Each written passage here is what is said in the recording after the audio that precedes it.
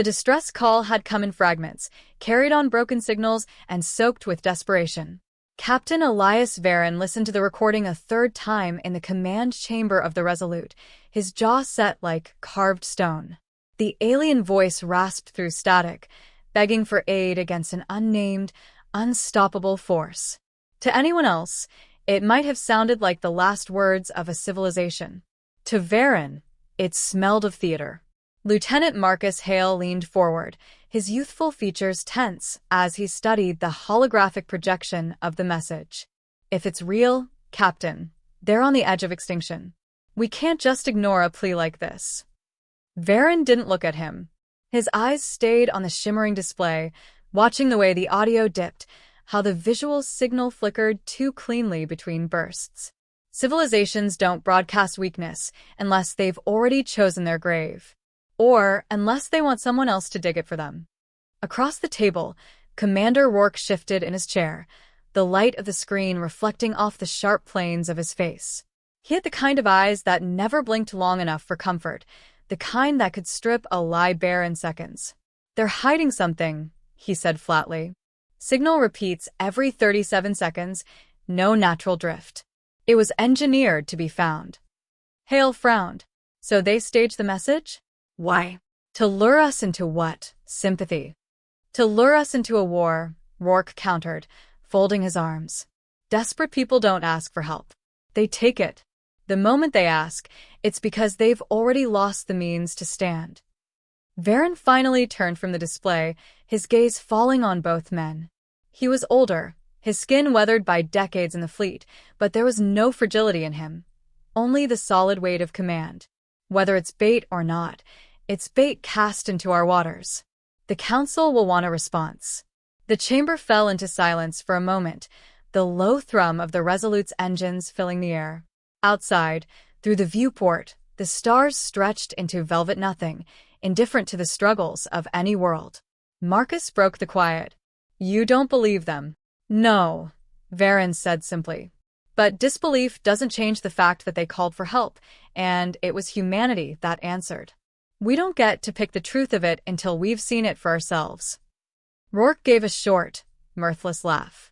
We'll see it, all right. And I wager what we find won't be pretty. Civilizations collapse for many reasons. Sometimes the enemy they scream about is the one in their own mirror. Orders were given, and the Resolute shifted her course. Across the fleet, engines flared as humanity's answer to the stars surged toward the coordinates embedded in the signal. There was no cheer at the mobilization, no sense of gallant rescue. Men did not whisper of saving lives. They sharpened their focus on surviving whatever trap or truth awaited. In the hours that followed, Marcus found himself on the observation deck, staring at the infinite black. He thought of Earth, of the cities gleaming beneath its skies, of families walking streets unscarred by orbital fire. He thought of what it meant to represent humanity here, to carry its name into unknown space. Varon joined him quietly, his presence as steady as the hull beneath their feet. You want to help them, Varon said, not unkindly. Yes, sir, Marcus admitted. If they're telling the truth, then they're no different from us. If Earth ever faced something like that, wouldn't we pray? Someone answered. The captain's lips tightened into something that wasn't quite a smile. When Earth is threatened, son, no one answers. That's what makes us dangerous. We don't pray, we prepare. Marcus said nothing, but his chest felt heavy. The gulf between his idealism and the captain's realism stretched like a chasm. When the fleet reached the edge of the designated system, sensors lit up with traces of destruction. A world hung before them, its surface charred, cities reduced to molten craters. Orbiting wreckage painted the skies with glittering scars. To the untrained eye, it was the very picture of devastation. Marcus leaned forward over the console, horror plain on his face. Gods, they weren't lying. Rourke's voice cut through the moment like a blade. Look closer. Data streamed across the screens, impact vectors, energy signatures, weapon residue. Elias read it all in silence, his brow furrowed deeper with each confirmation. The patterns weren't random, weren't alien. They were methodical, surgical. Those strikes, Rourke continued, tapping the screen with one finger. Not orbital bombardment by an outsider. Internal batteries, ground-to-orbit defenses, turned inward. They did this themselves. Marcus reeled back. That makes no sense. Why would they annihilate their own world? To sell a story, Varen said quietly, his voice like iron. The alien envoy's vessel waited near the shattered planet, sleek and glimmering, its hull pristine despite the wreckage. Too pristine. When the envoy boarded the Resolute, he arrived draped in silk-like fabric, his expression calculatedly sorrowful. His words were practiced, heavy with dramatics. Their people under attack, their worlds falling, their enemy merciless. He asked, no, begged, for humanity's aid. Varen studied him the way a wolf might study a lamb that wandered too close. He said nothing for a long while, letting the silence drag like chains. Finally, he spoke. Your world burns well for one under siege. Almost as if the hand that lit the fire already knew where to strike. The envoy flinched, only for a moment, but Rourke saw it. Marcus saw it too, though he wanted to believe otherwise. When the envoy departed, Varen called his men together in the war room. Around the table, the hollow display of the ruined world rotated slowly. They wanted us here, Varen said. Question is, what role do they expect us to play? The victims who rush to save them, or the pawns who bleed in their stead? Rourke's lips curled into something sharp. Let's not keep them guessing. Let's find out. The fleet began preparations, silence hanging heavy across every deck. Men checked weapons, adjusted armor, and ran diagnostics on the killing machines that would soon wake. They did not prepare as saviors. They prepared as soldiers entering a battlefield, uncertain whether their enemy had already chosen them. Marcus Hale lingered on the thought as he lay in his bunk, eyes open to the dim ceiling. Somewhere beyond, an alien civilization cried for salvation, but beneath that cry he heard the echo of something colder, something hungrier. And humanity, in its grim resolve, had chosen to answer. The fleet cut deeper into alien territory, its formation tight and deliberate, every vessel moving as if tethered to the will of Elias Varen. The further they advanced, the clearer the pattern of ruin became. One planet after another lay silent, its surface scarred with devastation. To the untrained, it might have seemed like the aftermath of some relentless predator sweeping through the stars. To Varen and his officers, the signs were damning. On the bridge of the Resolute, Marcus Hale stood by the tactical display, his hands folded tightly behind his back. The scale of this destruction, it's hard to fathom. If it's staged, then they've sacrificed entire populations just to lure us in. They didn't sacrifice, Rourke replied, his voice cold. They executed. Those patterns are no different from a firing squad, methodical, controlled, without waste. Varen's gaze remained fixed on the expanding projection of the system. He spoke without turning, his tone flat but heavy with certainty.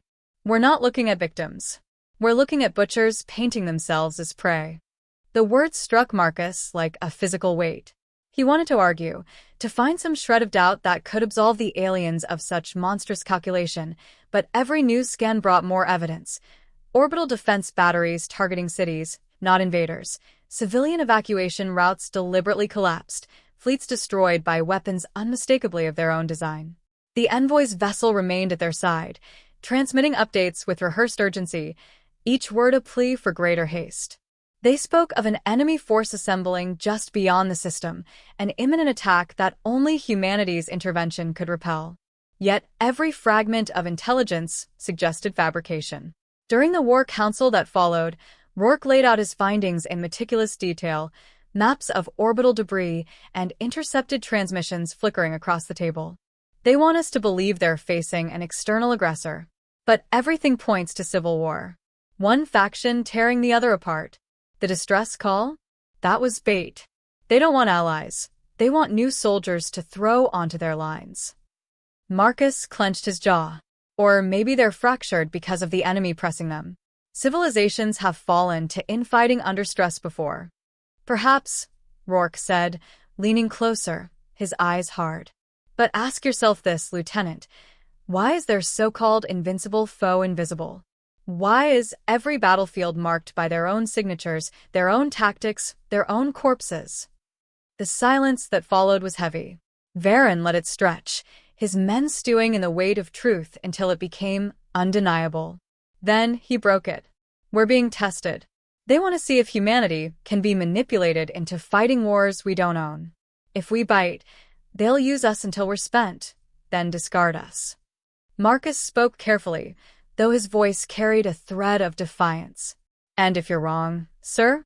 If there truly is an enemy and we hesitate, we could be dooming millions. Varen met his eyes, unflinching. If I'm wrong, then we'll still survive. If I'm right, hesitation saves us from extinction. The discussion ended there. Orders were issued. Reconnaissance wings dispatched ahead, stealth drones slipping through the dark to gather proof. The Resolute and her escorts maintained their course, grim anticipation settling into every corridor. The proof came sooner than expected. A squadron of human scouts stumbled into an ambush near the outer reaches of the system. Sleek vessels emerged from the void, weapons hot, their hulls unmistakably belonging to the very people who had cried for help. The skirmish was brief but savage, the human ships forced to cut their way free. The wreckage that remained bore no ambiguity. Marcus stood pale in the aftermath, the reports playing across the bridge like a grim chorus. They attacked us, he whispered, almost to himself. Rourke's expression was as sharp as a blade. Of course they did. The moment we refused to dance to their tune, we became the threat. Now they'll try to paint us as the enemy to their people, to justify their war. Varen's voice carried through the chamber, low and resolute. They've shown us what we needed to see. No masks, no pretenses, just the truth in the fire of their guns. They didn't call for saviors. They called for executioners. The bridge fell silent, every man weighed down by the revelation. The central conflict had crystallized into brutal clarity. Humanity had been dragged into a stage of lies and slaughter, and now there was no path forward but through it. Marcus looked at his captain, the conflict plain in his eyes. What do we do now? Varen turned back to the starfield ahead, his silhouette framed by the cold light of the void. His answer was delivered not as speculation, but as inevitability. Now, he said, we show them what it means to mistake humanity for prey. The fleet pressed on, engines burning brighter, the stars ahead no longer a promise but a challenge. Every man aboard understood the weight of what lay before them. The line between deception and survival had been crossed, and the galaxy was about to learn what humanity did when pushed into war. The fleet descended upon the enemy's territory with a precision that defied the chaos of war. Captain Elias Varen stood at the center of the Resolute's command deck, his posture rigid, his gaze unyielding. Around him, the hum of consoles and the clipped voices of his crew carried the tension of a blade drawn halfway from its sheath. Every decision now was a stroke of that blade, and the galaxy would remember the cut. Commander Rourke orchestrated intelligence operations like a conductor wielding an orchestra. His voice was calm, detached, as he issued instructions to infiltrators and data specialists. Jam their comms here. Feed them ghost signals on the far flank. Make them believe their reinforcements have turned traitor. His words carried no urgency. They were statements of inevitability. To him, fear was a weapon, sharper than plasma fire, and he meant to drive it into the enemy's spine. Marcus Hale watched the strategy unfold with growing unease. He had fought before, he had seen death, but this was different. Humanity was no longer defending itself, it was crafting terror with methodical artistry. Sir, he said quietly to Varen, we're dismantling them before they even fire. Is there no line between victory and annihilation? Varen didn't turn his head. His eyes remained locked on the holographic projection of enemy fleets scrambling to respond. Lines are drawn by the dead, Lieutenant. The living choose which side they're buried on. The first engagement came swiftly. Enemy warships, sleek and agile, surged to meet the human vanguard. Yet their maneuvers were predictable, their formations rigid, as though designed to intimidate rather than to endure. The Resolute and her escort struck with ruthless coordination. Kinetic slugs ripped through hulls at ranges the aliens considered impossible, human gunners anticipating every dodge before it began. Marcus felt the deck tremble beneath his boots as another alien cruiser blossomed into fire. He gritted his teeth, the sight of it equal parts awe and dread. This was war stripped of mercy, guided by men who saw survival not as hope, but as obligation. Rourke's voice echoed again. Broadcast fragments of their losses on open channels. Not our words, let their own screams carry the message. Technicians obeyed, and soon the void filled with fractured transmissions of alien panic, seeding fear faster than any missile. In the war councils that followed, Varen was a sculptor shaping inevitability. We strike at their capital, not to capture, not to bargain, but to break their illusion of control. The moment their heart falters, the body will collapse. His officers nodded, some grim, others exultant. None questioned him. Marcus did. When the council adjourned, he lingered by his captain's side. What if they surrender before then? Do we still drive the blade through their heart? Varen regarded him for a long moment, the weight of command heavy in his gaze. If they surrender honestly, perhaps. But what is honesty to a people who cloak their slaughter in cries for mercy? Every word they've spoken has been a weapon. I will not sheathe my sword because the enemy whispers forgiveness. The assault on the capital system began with silence. Human ships drifted in dead space, cold and unseen, until Rourke gave the signal. Then engines roared to life, volleys launched in perfect synchrony, and the defenders found themselves encircled before they had time to draw breath. The aliens unleashed their last hope, a superweapon buried in orbit, its energy output dwarfing entire fleets. The weapon flared, charging to obliterate the human armada in a single strike. Marcus's heart clenched at the sight, fear clawing at the edges of his resolve. Yet Varen's expression never shifted. Draw it out, Varen ordered. Make them believe it works. Human ships feigned panic, scattering just enough to bait the weapon into overcharging. Rourke fed false sensor readings, amplifying the illusion of chaos. At the peak of its power surge, Hale realized the truth. They weren't avoiding the weapon. They were waiting for it to tear itself apart. And it did. The weapon imploded, ripping half the enemy's defensive grid into molten fragments. The shockwave rippled across the system, leaving their capital world naked beneath the stars. Humanity did not cheer. They advanced. As the Resolute cut through the broken defenses, Marcus's chest tightened with conflicting truths. He was proud of their brilliance, their unrelenting resolve, their mastery of survival. Yet beneath that pride was unease, a whisper that they had become the very terror they claimed to resist. Rourke leaned toward Varen, his voice low but edged with satisfaction. The galaxy will not forget this day. Varen's reply was colder still. Good. Let them remember. The enemy's world lay before them, its surface sprawling with lights, its towers reaching skyward in fragile defiance. Yet for all its grandeur, Marcus saw only vulnerability, a civilization that had sought to weave lies around its weakness and now faced the raw truth of humanity's strength. The fleet prepared to descend. The next hours would decide whether this world bent its knee or burned. Either way, Elias Varen had made his choice. Humanity would not be prey, and the galaxy would learn the cost of mistaking them for anything less than predators. The capital world smoldered beneath the shadow of the Resolute, its once proud towers now reduced to fractured silhouettes, burning against the pale horizon. The fleet hung in orbit like a tribunal, its guns silent but pointed, judgment embodied in steel. In the war room, Captain Elias Varen stood with arms folded, the blue light of the holographic projection casting his face into stark relief. He looked less like a man and more like the embodiment of resolve itself. The enemy had crumbled with startling speed once their superweapon had collapsed. Their fleets had scattered, their defenses shattered, and their leaders fled into bunkers as humanity's fleet closed in. But even broken, they tried to speak, tried to weave words into shields. The alien envoy appeared again on the comms, his silken robes replaced with the raggedness of defeat, his voice trembling, yet still striving to manipulate. "We never meant to deceive," he said, his large eyes wide, his tone dipped in practiced grief. "We were desperate. Yes, our war was within, but the enemy was no less real.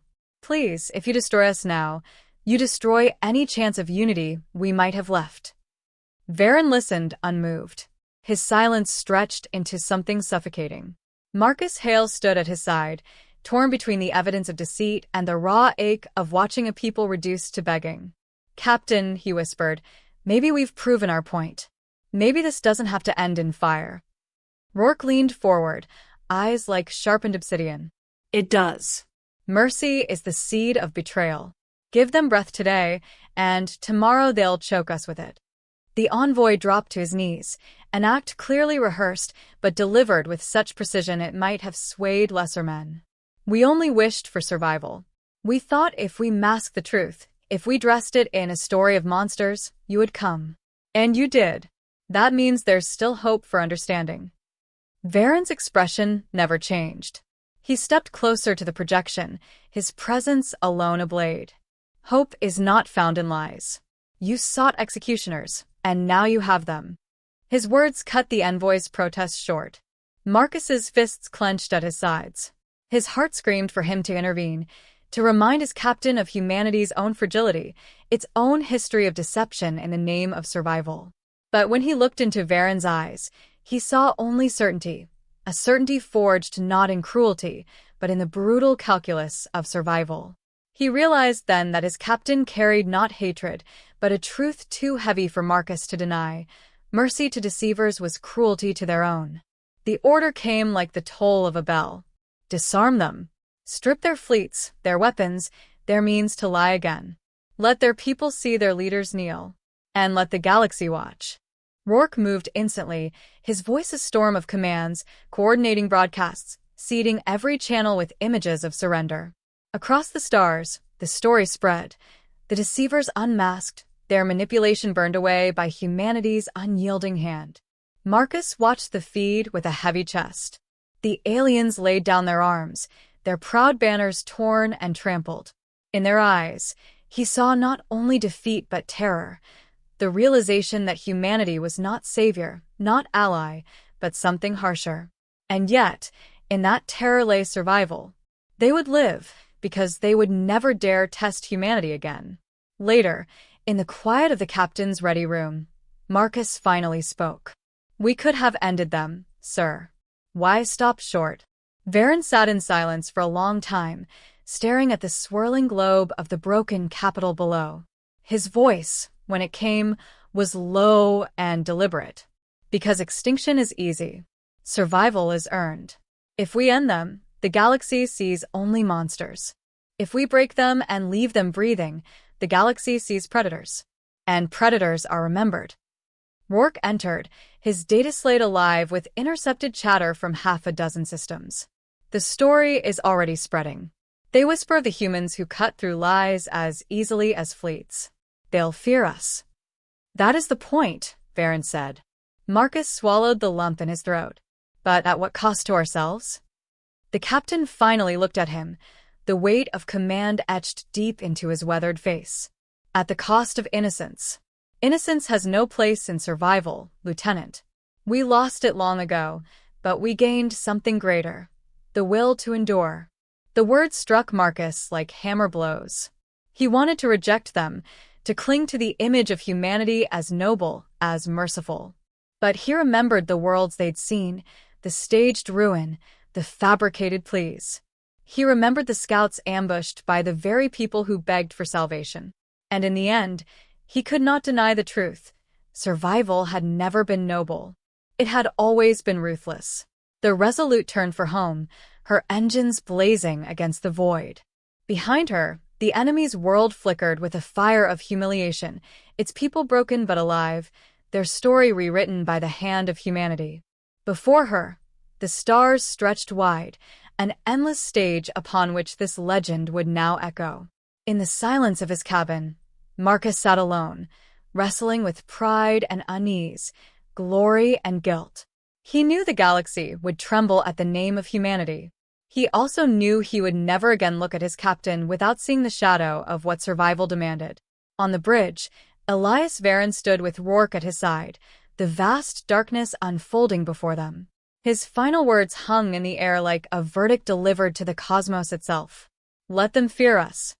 Fear is the only mercy the stars will ever understand.